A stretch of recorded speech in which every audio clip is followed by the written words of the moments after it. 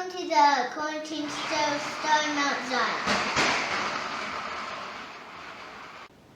Hello and welcome to the 7th episode of the Quarantine Show starring Mount Zion. Again, I am Pastor Jonathan Harris, the pastor of Mount Zion United Methodist Church in Central South Carolina. For today's episode, we will have the first of a 3-part conversation with 2 very special people who are connected to Mount Zion. The first is Peggy Bodie, who is a member here of Mount Zion, and the other person is Charity Martin, who is connected through relationships with various folks who are part of the church.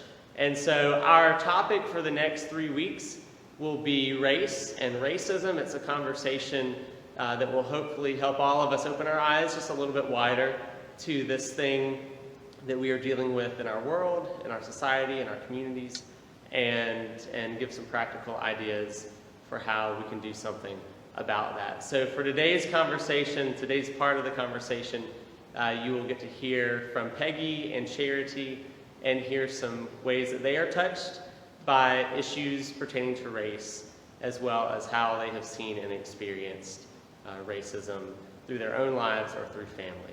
And so thank you for being part of this episode, and take a look. So today we're joined with 2 really special guests. We have Peggy Bodie, who is a member of Mount Zion and works at Southern Wesleyan, and so excited to have you for this conversation. We also have Charity Martin, who I still have not met in person yet, but who I've enjoyed getting to talk to some on Zoom, and who Peggy has helped connect me with. So today we're having a conversation about race and trying to make this something that we all can relate to a little more personally. So we have some stories and experiences that we want to share with the folks of Mount Zion and anybody who happens to be tuning into this. So a first question I just want to touch on is the question of what brings you to this conversation. And so obviously at some point you received an invitation to be part of this conversation, but how does this conversation touch your life personally? And so maybe Peggy, if you want to start out, since I reached out to you first, okay, how this touches you personally. I have a beautiful biracial granddaughter, and Charity is a friend of mine and a friend of Leah's and Amy, Leah's mom. And I thought Charity might offer some personal insight into what it is to live as a biracial person, and help me understand more about the life, excuse me, that I can help Leah have, just because this is not something that I expected to have. So that's what brings me here, is my precious granddaughter. Ah, thank you, Peggy. And Charity, what, aside from Peggy reaching out to you and saying, hey, come be part of this conversation, what brings you to this, and how does this touch you personally? Sure. Well, starting with what Peggy said, she reached out to me and she said, you know, I'm just a white grandma of a biracial child. And she thought, you know, who better to ask than someone who has lived the life that Leah will live. And also, I grew up in Central, so Central's my hometown. And just a pleasure to plug in and give some insight into this conversation. Well, thank you, Charity, and thank you, Peggy, for helping make that connection.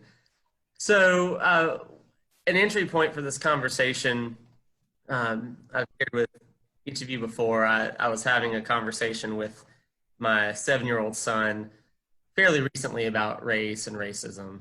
And one of the things he said when we were having this conversation was, well, Daddy, didn't racism end like in the 1960s? Which, for one, I was impressed that he was aware enough about some of those events, but at the same time, he was just under the impression that racism was gone when a few things were signed into law. And so for Charity, are there ways that you can share about, for folks who are watching, about how you have experienced racism, obviously not way back in the 1960s, Sure. but during your lifetime. My first experience with racism was way back in the 90s. And I can remember swinging in a swing on the playground at good old Central Elementary, and a child walked by and yelled, "You half-breed!" And that was the first time that I really had to sit with racism and consider what that meant and why he meant that with such hateful emotion towards me at 6 and 7 years old. So that was my first experience personally with racism. Mm-hmm. And I know you shared a story that made an impression on me, was the story about taking a dog for a walk. Sure. And I think people would be interested and touched by that story. Yeah, so flash forward from my first experience, my most recent experience was not something directed towards me, but a result of the times we're living in. And it was this past fall, soon after the young woman was shot in her home through the window by police who did not announce themselves. And I just related to her story so much in the fact that she was doing nothing wrong. She wasn't, brandishing a weapon. There was nothing. She was inside her home, content with her nephew, and happened to have her door open. And I'm one of those country people who likes to sit with the doors wide open sometimes. And someone made a call for them to go check out her home. And, the worst went down in that way. And so around the week that happened, I was pet sitting, as I often do. And I was walking someone's dog in their neighborhood, and attached to their neighborhood is a public park. And I like to walk them later at night so that, we can sleep later in the morning. And I remember walking the dog in the park. It's around 10:30, 11 o'clock. And I had on a hoodie with my hood down, and I just remember being cold, and I was going to put my hood up, but I didn't, because I knew that if I put my hood up and bundled up, that I was going to look like this broad, boxy, brown guy in a neighborhood where I didn't belong. And I chose to keep my hood off and be cold. And my emotions just started to get to me, reflecting on the recent story. And I remember crying. Like, I finished the walking the dog home in tears, because I was too scared in 2020 to put my hood up. And I thought, this dog has more privilege than I do.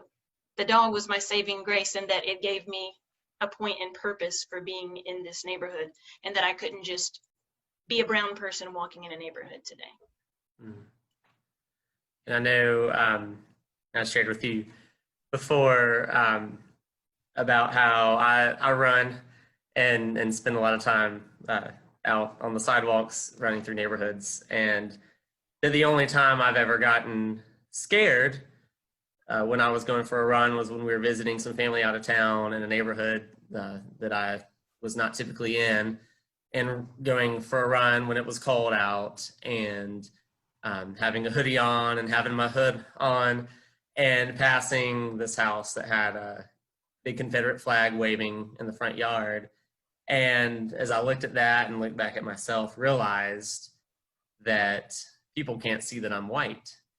And so pulled the hood off and kind of exposed my privilege so that others would know, just because of how I looked, that I was safe. And so very different experiences there. Peggy, I know Charity shared a little bit about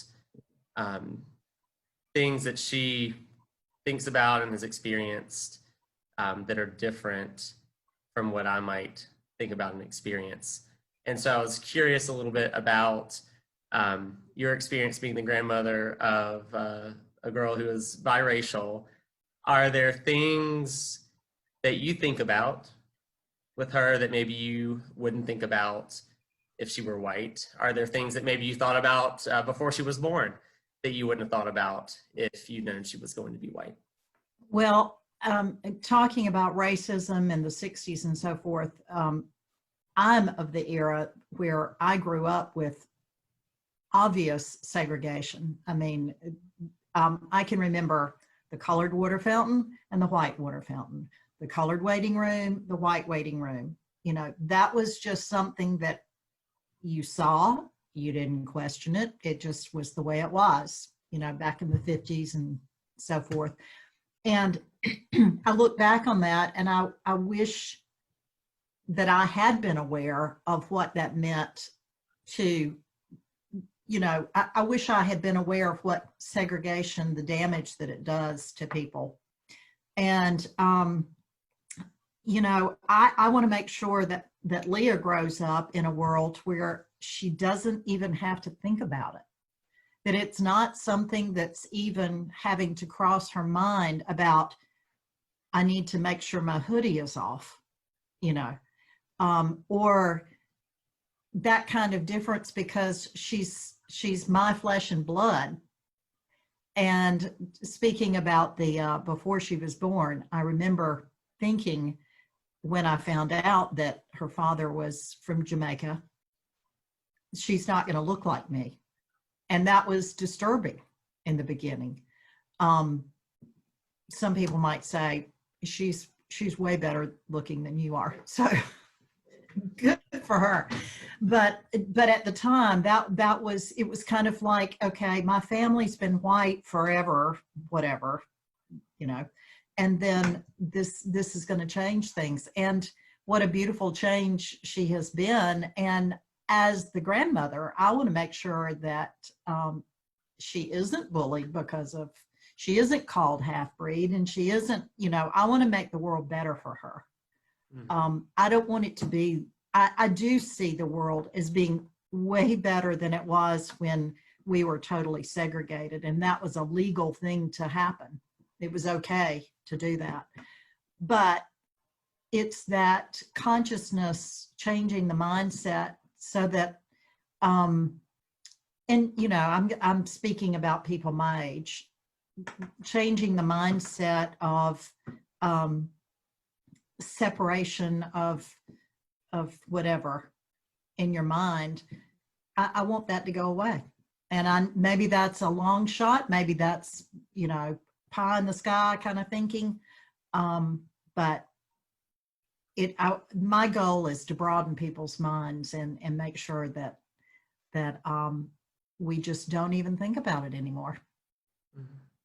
The idea that someone doesn't see color, I don't want that to be, because I know that I want to value Charity's and Leah's color, but I don't want, excuse me, I don't want it in the mindset that we have to treat someone else differently because of their color.